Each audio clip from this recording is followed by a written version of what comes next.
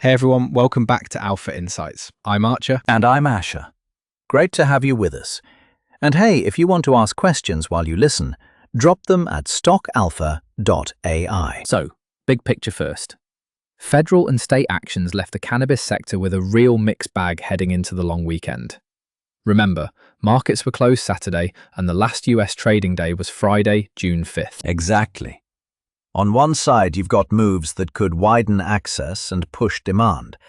And on the other side, you've got legal challenges and congressional limits that add uncertainty. That split is everything for where capital flows in this space. Right. Let's start with the federal legal fight. Opponents asked an appeals court on June 5th to revive a lawsuit against a program that would let eligible Medicare beneficiaries get up to $500 a year for hemp-derived products. Yeah. And that $500 is potentially a meaningful institutional demand channel if implemented. But if the appeals court revives the suit, implementation could be delayed.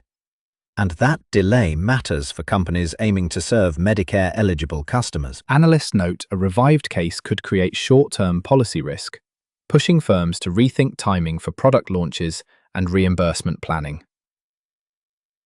So, the real question here is how quickly the appeals court moves. Watch the filings and any oral argument dates. That calendar is a catalyst. Moving to Congress. A House Appropriations Subcommittee voted to advance language that would bar federal workers' compensation plans from covering medical marijuana for federal employees. That vote, 11-7, shows Congress is still carving out federal programs from broader rescheduling effects. It doesn't mean it's final, but it signals persistent caution about federal coverage. Which, honestly, was a bit surprising to some.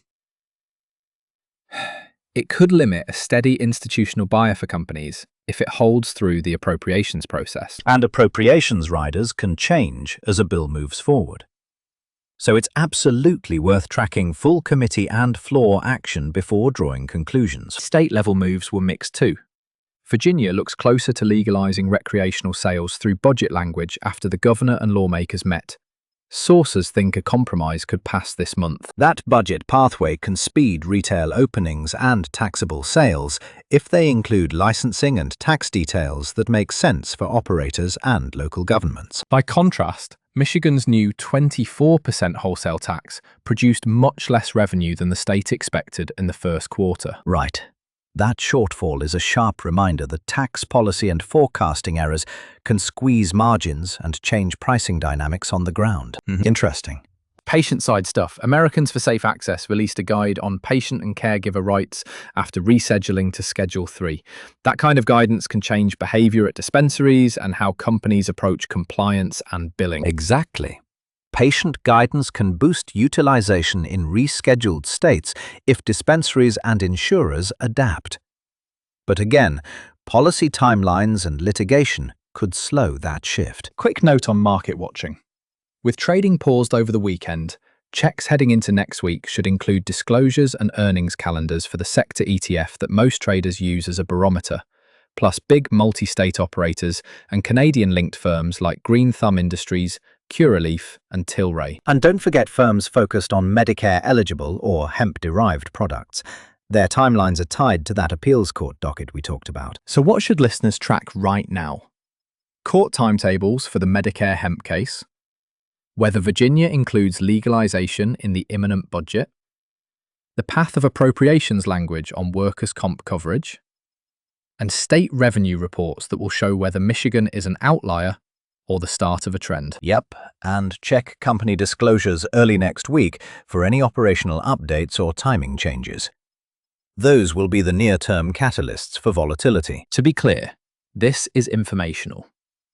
Analysts note policy is the dominant driver, and volatility tied to news flow is likely in the near term.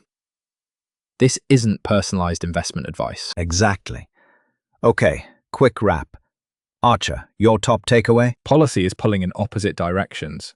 Federal litigation and congressional carve-outs could delay access, while state moves like Virginia could expand markets quickly. Mine is watch the calendars.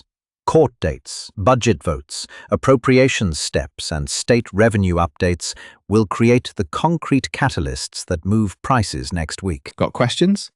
We'd love to hear from you. Head over to stockalpha.ai where you can ask us anything and we'll answer live. And while you're there, check out more market content. Thanks for listening to Alpha Insights. We'll be back with more as the story develops.